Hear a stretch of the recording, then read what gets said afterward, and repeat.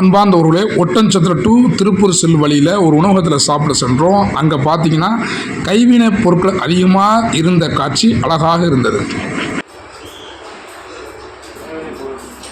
மரத்தால் கைவினை பொருள் இது ஃபுல்லாக பாருங்கள், சிரட்டை. நம்ம என்ன செஞ்சிருக்கோம், தூர வீசிடுறோம்.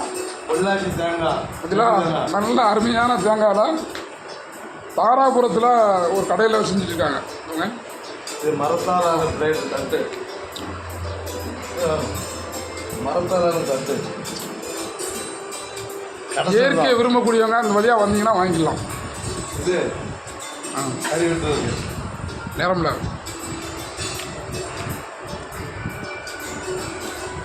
எல்லா கைவினை பொருளெல்லாம் மரங்காலம் செய்யுது. இது சிரட்டையால் பண்ணப்பட்டது. இது சேட்டைலாம் செய்யப்பட்டது. மெழுகுவத்தி வந்து வச்சுக்கலாம், இல்லை பயன்படுத்திக்கலாம். பார்க்க நல்லாயிருக்கும்.